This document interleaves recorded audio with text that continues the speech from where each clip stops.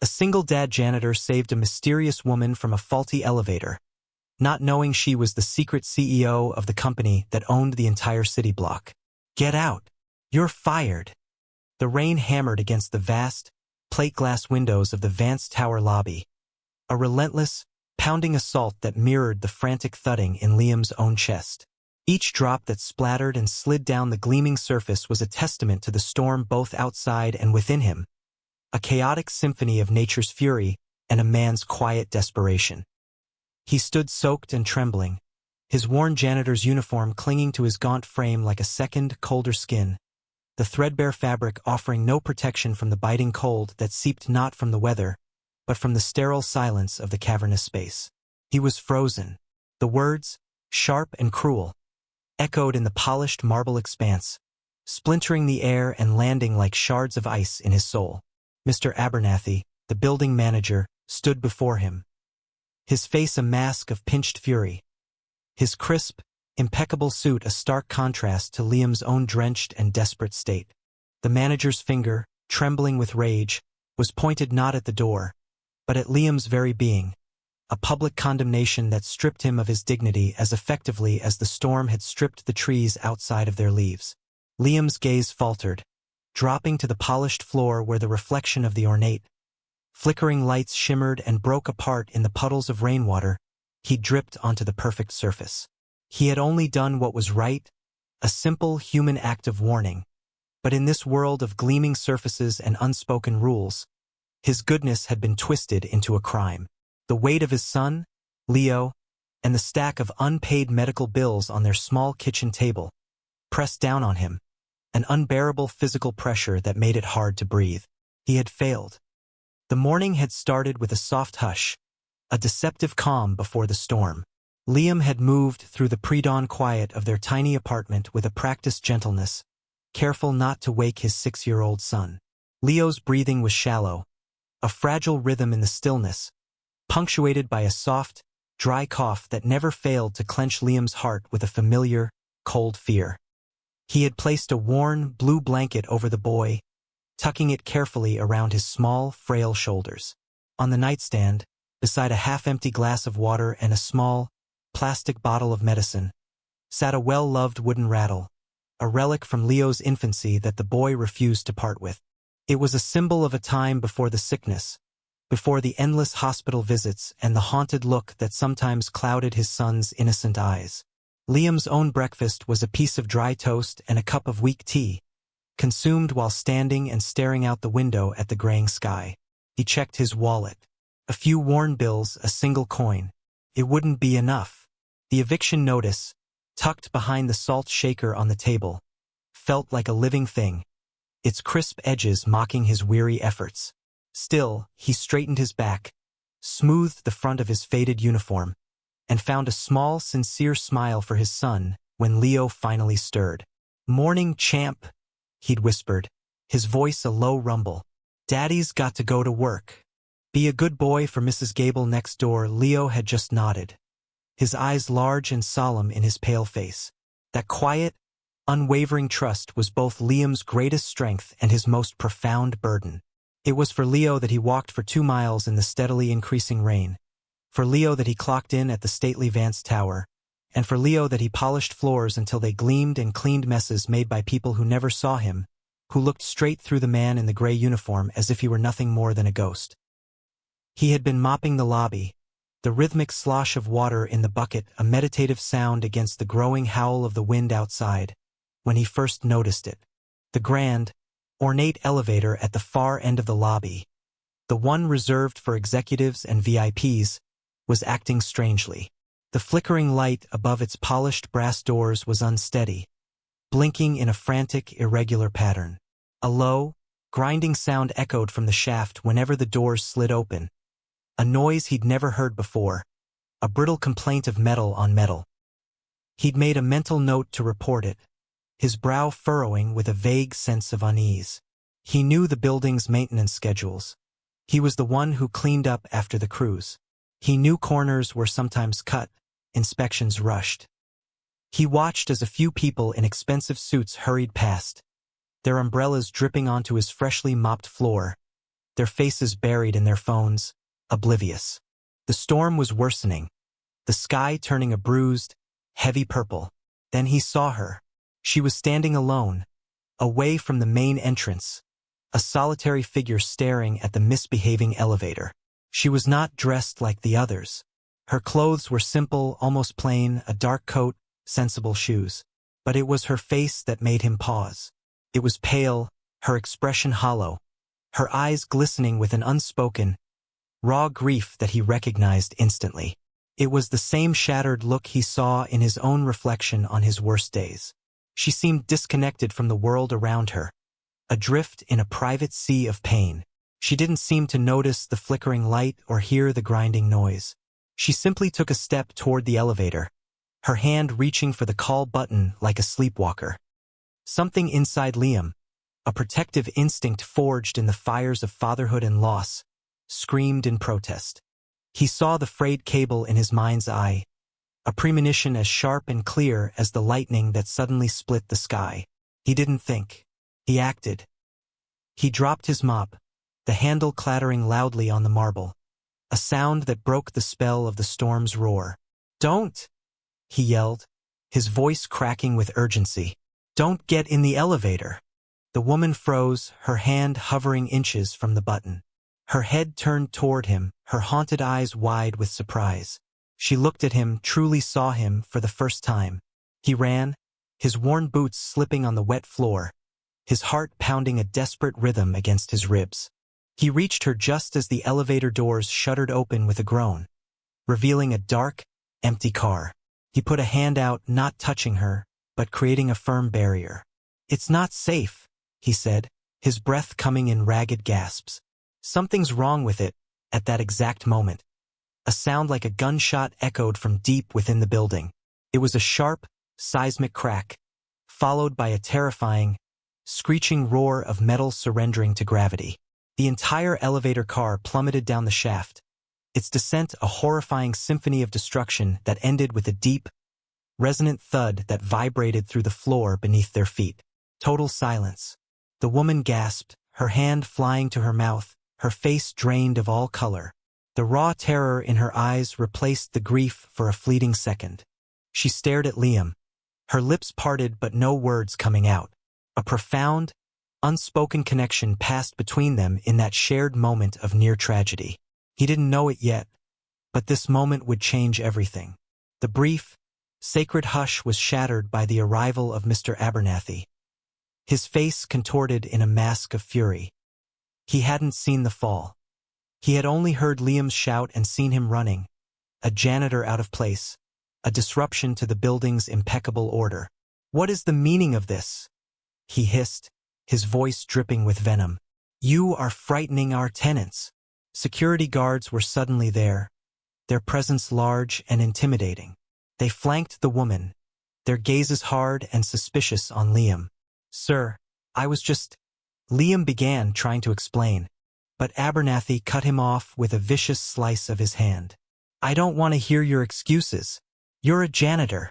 Your job is to be invisible, not to cause a scene. You have caused a disturbance, harassed this woman, and damaged the pristine reputation of this building." He puffed out his chest, his eyes gleaming with cruel satisfaction. He was making an example of him. "Get out. You're fired." The woman, who the audience now understood was Eleanor Vance, the CEO and owner of the entire building, tried to speak. "No, wait," she began, her voice trembling. "He saved—" But one of the guards gently took her arm. "Ma'am, let's get you somewhere safe. We'll handle this." She was ushered away, her face a swirl of confusion, shock, and a dawning, undeniable gratitude as she looked back over her shoulder at the man who had just saved her life, the man who was now being cast out into the storm because of it. He was gone. Liam walked through the pounding rain, the manager's cruel words echoing in his head, each one a fresh blow. He didn't have an umbrella. That had been a small luxury he'd foregone months ago. The water soaked through his thin jacket and uniform, chilling him to the bone. But the cold he felt was deeper, a hollow ache in the center of his soul. The city lights blurred and shimmered through the sheets of rain, a world of warmth and comfort that was now utterly closed off to him. He was an outsider, a ghost once more, but now a ghost without a purpose. How would he tell Leo? How could he look into his son's trusting eyes and tell him that his father, his protector, had lost the one thing that kept a roof over their heads and food on their table? The weight of it was crushing, a physical force that bowed his shoulders and slowed his steps. Every puddle he stepped in, sending a spray of icy water up his legs, felt like a small, personal insult from a world that had turned its back on him. The worn receipt in his pocket for Leo's latest prescription felt heavy as a stone, a reminder of a debt he now had no way to pay. He finally reached the stoop of his rundown apartment building, the brick facade dark and weeping with rain. He fumbled for his keys, his fingers numb and clumsy. Inside, the hallway was dim, smelling of damp and boiled cabbage. He could hear Mrs. Gable's television through her door, a muffled stream of cheerful noise that felt like it was from another planet. He let himself into his own apartment. The silence was immediate and absolute. He stood dripping in the entryway, the water pooling around his worn boots. He looked around the small, threadbare space. The lumpy sofa with its faded floral print, the small kitchen table with its two mismatched chairs, the crayon drawings taped to the wall, Leo's vibrant, innocent art a stark contrast to the weary grayness of their lives. A sob caught in his throat, a raw, ragged sound. He choked it back, clenching his fists until his knuckles turned white. He could not fall apart. Not now. For Leo. Meanwhile, in a cavernous, ornate office high above the city, Eleanor Vance sat behind a polished mahogany desk. The city's rain-streaked lights spread out before her like a carpet of shattered jewels. The sterile silence of the room was a stark contrast to the chaos in her mind. The guard's report lay on her desk, a crisp, official document detailing the incident. It mentioned a disgruntled employee who had been promptly terminated. It didn't mention his name. It didn't mention his selfless act. It didn't mention the look of pure, unwavering sincerity in his eyes. She couldn't get his face out of her head. The gentle concern, the desperate urgency. He had saved her life. She knew it with an undeniable certainty that cut through the heavy fog of grief that had enveloped her for years. Today was the anniversary of the accident. The day she had lost her husband and her 8-year-old daughter, Chloe. It was a day she usually spent in a self-imposed exile of memory and pain, her heart a hollow, aching void.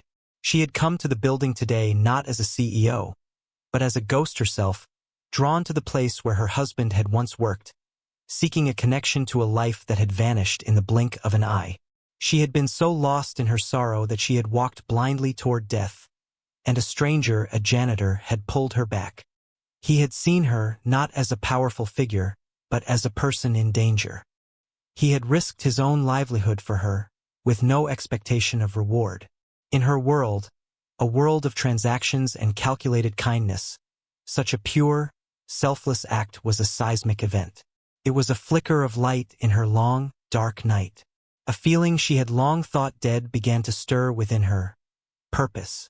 She picked up the sleek, black phone on her desk, her movements suddenly commanding and precise. "Get me Arthur," she said, her voice low but firm. "Head of security. I want to know everything about the janitor who was fired in the lobby this afternoon. I want his name, his address, his entire life story. And I want Mr. Abernathy in my office." Now the command echoed in the quiet room. A storm had broken inside Eleanor Vance, but this one was not of rain and wind.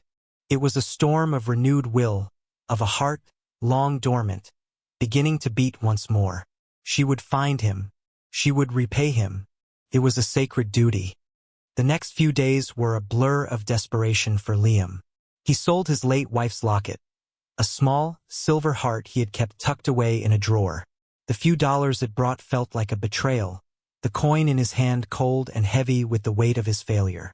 He stood in lines at unemployment offices, his quiet dignity a fragile shield against the weary, impersonal bureaucracy.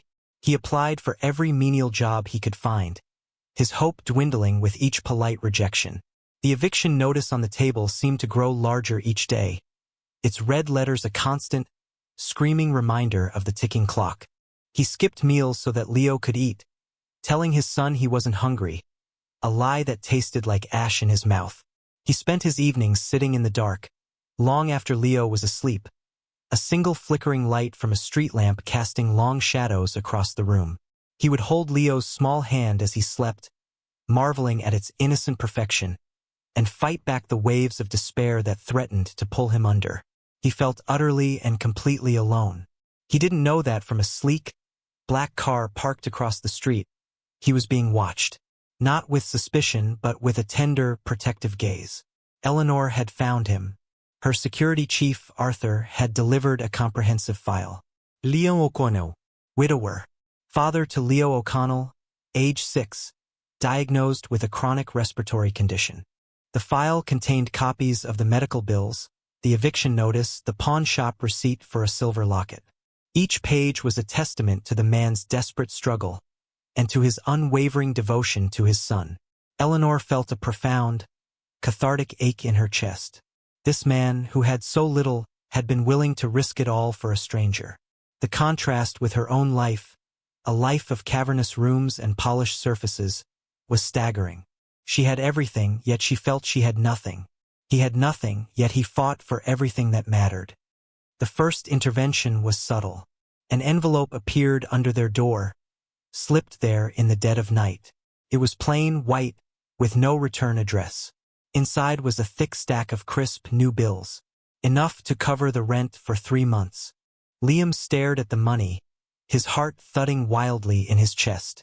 He counted it 3 times, his hands trembling. Felt like a mistake, a miracle, a dream. He didn't know who it could be from. He had no one. He used the money to pay the landlord, the man's suspicious glare softening into grudging respect. The relief was so immense it was almost painful.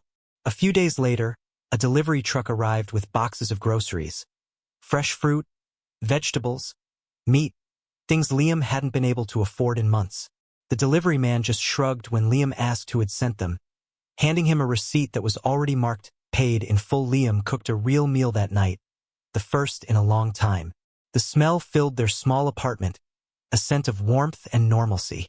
He watched Leo eat, a small, sincere smile on his son's face, and felt a flicker of hope. The biggest miracle came a week later. A letter arrived from the hospital, its official letterhead making Liam's stomach clench with dread. He opened it with trembling fingers, expecting another demand for payment. Instead, it was a statement. The entire outstanding balance, a figure so large it had given him nightmares, had been paid off by an anonymous benefactor. An appointment had also been scheduled for Leo with the top pediatric pulmonologist in the country, a doctor whose waiting list was years long. Liam sat down heavily on the lumpy sofa, the letter shaking in his hand. He didn't understand. It was too much. Who was doing this? Who was this hidden savior? This guardian angel who had descended into their desperate lives? He looked around the small apartment at his sleeping son, and for the first time in a very long time, he allowed himself to believe that maybe, just maybe, things were going to be okay. He had no idea that the woman whose life he had saved was systematically dismantling every barrier to his happiness. Her wealth a tool, but her motivation something far more profound and unspoken. She was not just repaying a debt. She was healing herself, piece by piece, with every anonymous act of kindness. She was finding her way back to the light by illuminating his. Eleanor found she could no longer watch from a distance. The reports and the anonymous acts were not enough. She felt an undeniable pull toward him, a need to see him, to speak with him, to understand the source of his quiet, dignified strength.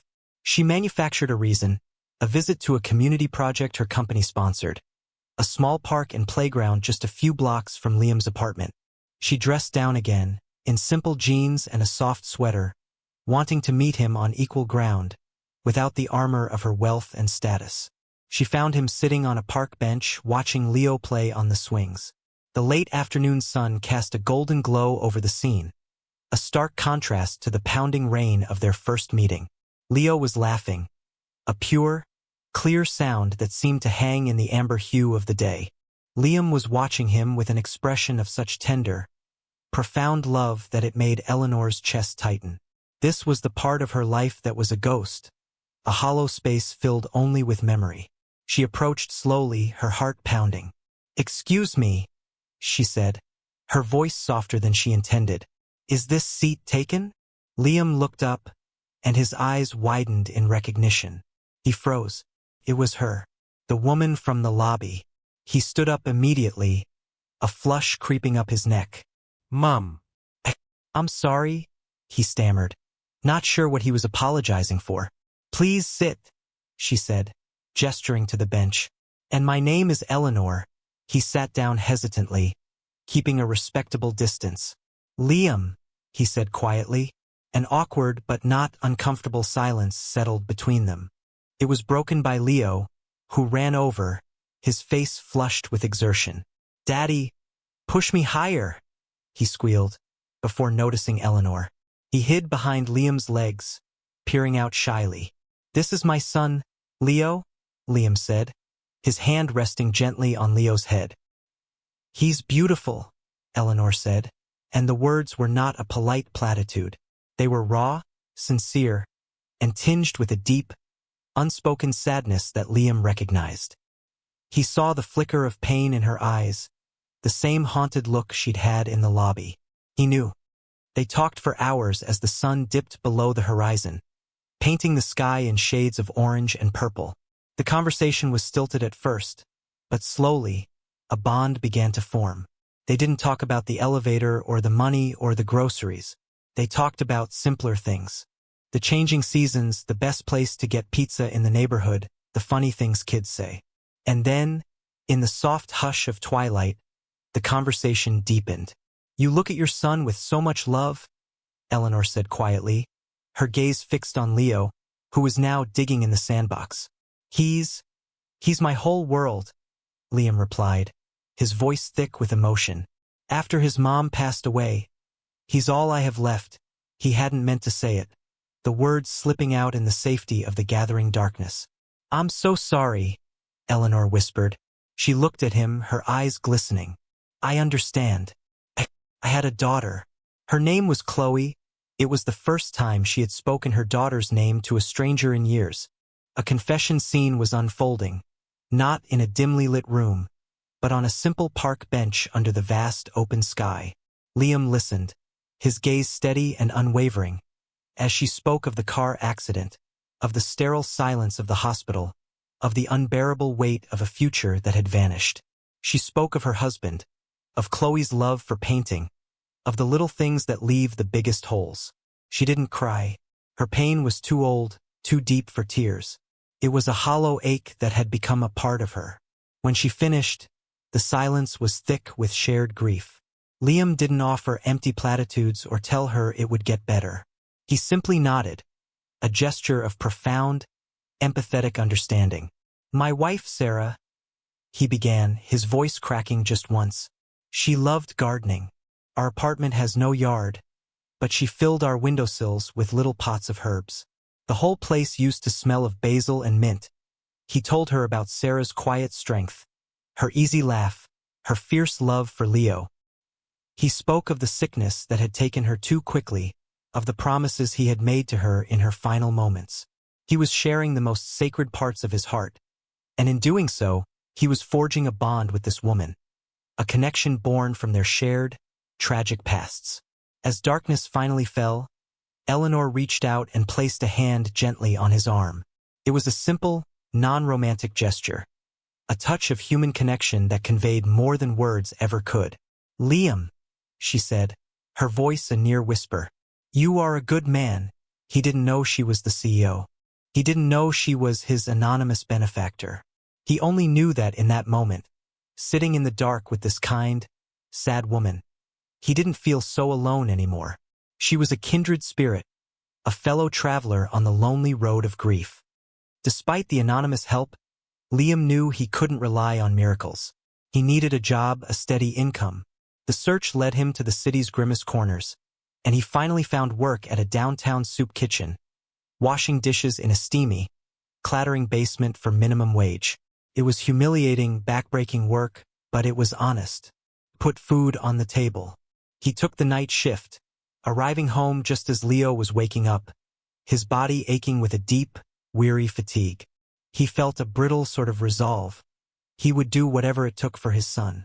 One evening, the soup kitchen was hosting a charity event for some of the city's wealthy patrons, a chance for them to feel philanthropic by dining in the same room where the city's most desperate sought their daily bread. Liam was ordered upstairs to help clear tables. He kept his head down, his movements swift and quiet, trying to remain invisible. And then he heard a voice that made his blood run cold. "Well, well, well. Look what we have here." It was Mr. Abernathy. He was seated at a prominent table, holding a glass of wine, surrounded by colleagues in impeccable, crisp suits. He had recognized Liam, and his eyes were gleaming with a familiar, cruel delight. The perfect stage was set for the foil to perform his function. Liam froze, a stack of dirty plates in his hands. He wanted to vanish. "Can't say I'm surprised to see you in a place like this, O'Connell," Abernathy said, his voice loud enough for the surrounding tables to hear. A soft hush fell over the immediate area as people turned to look. "This is probably where you belonged all along. Some people just aren't cut out for respectable work." Liam's face burned with shame. He said nothing, his jaw clenched, his dignity the only armor he had left. He tried to turn and walk away, but Abernathy stood up, blocking his path. "What's the matter? Cat got your tongue? Or are you just concentrating on not dropping those plates? It must be difficult. Handling something other than a mop, the humiliation was unbearable." Liam could feel the stares of the wealthy patrons, their pity and contempt washing over him. He remained dignified, his back straight, his eyes fixed on a point on the far wall, but inside he was shattering. He was a good man, a devoted father, and he was being reduced to a caricature of failure for this cruel man's entertainment. Just as Abernathy opened his mouth to deliver another verbal blow, a calm, commanding voice cut through the tense silence. "That's enough, Robert." The voice was quiet, but it carried the weight of absolute authority. Every head turned toward the entrance. A sleek, black Porsche had pulled up to the curb, its gleaming exterior a stark contrast to the gritty street. And stepping out of it was Eleanor Vance. She was no longer the plainly dressed woman from the park or the grief-stricken stranger from the lobby. She was dressed in a stately, impeccably tailored suit, her posture exuding power and grace. She walked into the soup kitchen, her heels clicking with purpose on the linoleum floor. The entire room went silent. People recognized her. She was one of the most powerful figures in the city. Her dramatic entrance was calm but powerful, a queen arriving to hold court. She walked directly to their table, her unwavering gaze fixed on Abernathy, whose face had gone pale. She stopped beside Liam, placing a gentle, protective hand on his shoulder. He gasped softly, his head whipping around to stare at her in disbelief. Couldn't be. Eleanor looked from Abernathy's shocked face to the assembled patrons. Her voice, when she spoke again, was clear and steady, a powerful monologue that would reverse the entire power dynamic. "For those of you who don't know," she began, "this is Liam O'Connell, and this man," she gestured to Abernathy, "is Robert Abernathy, the former manager of Vance Tower." A collective gasp went through the room. "I say former because as of this moment, he is fired." Abernathy's jaw dropped. He spluttered, "Ms. Vance, I don't understand." "Oh, I think you do," she said, her voice turning to ice. "A few weeks ago, Mr. Abernathy fired this man for causing a scene. The scene he caused was saving my life. He stopped me from stepping into a faulty elevator moments before it plummeted 10 stories. An elevator whose faulty maintenance reports you, Robert, signed off on and ignored to cut costs." She let that information hang in the air, the revelation landing with seismic force. Liam O'Connell acted with courage, integrity, and selfless concern for a stranger. He is a hero. You, on the other hand, are a man who bullies the honorable and rewards incompetence. You are the one who does not belong in my company. You are the one who does not belong here. The salvation was complete. She turned her back on the speechless, humiliated Abernathy and looked at Liam, her eyes softening. "You will not be working here another minute," she said, her voice now a tender, private murmur meant only for him. She publicly offered him protection, wealth, and status, all in one breathtaking sweep. I believe I have a job opening for a director of building safety and personnel integrity for my entire corporate portfolio. The position comes with a full benefits package, a company car, and a salary that will ensure your son receives the best medical care money can buy. If you'll have it, Liam could only stare, his mind reeling, his heart thudding with a wild, cathartic mix of disbelief and dawning hope. The world had tilted on its axis. The hidden savior had revealed herself, and in one swift, glorious moment, had vanquished the darkness. In the quiet aftermath, Eleanor drove Liam home in her sleek Porsche. The city lights streamed past the windows, but inside the car, a soft, intimate silence reigned. Liam sat in the plush leather passenger seat, still trying to process the whiplash of the evening's events. He was no longer a disgraced janitor. He was a corporate director. He was no longer drowning in debt. He was financially secure. He was no longer alone in his struggles. He turned to look at Eleanor, who was focused on the road, her profile illuminated by the passing streetlights. "Why?" he asked, the single word holding a universe of questions. "Why did you do all of that? The money, the groceries, the job?" Eleanor pulled the car over to the curb in front of his apartment building. She turned off the engine, and the car was plunged into a more profound quiet. She turned to face him, her eyes glistening in the dim light. "Because you reminded me what it means to be human, Liam," she said, her voice raw with an emotion she no longer tried to hide. "For years, I've been living in a gray, hollow world. I was a ghost just moving through the motions. And then you, a complete stranger, risked everything you had for me. You saw me. You didn't see power or money. You saw a person in pain who was about to walk into danger. That single, selfless act, it was like a light turning on in a dark room. It woke me up." Her confession was more than just an explanation. It was a declaration. Helping you and Leo wasn't about charity. It was about me finding a purpose again. It was about honoring the goodness you showed me. Liam was speechless, his heart swelling with a gratitude so immense it felt like it might burst from his chest. He saw her then, not as a powerful CEO or a mysterious benefactor, but as Eleanor, a woman who had suffered, who had been lost, and who was slowly, bravely finding her way back. "Thank you," he whispered, the words feeling utterly inadequate. "I don't know how I can ever repay you." "You already have," she replied softly. A tender, unspoken understanding flowed between them.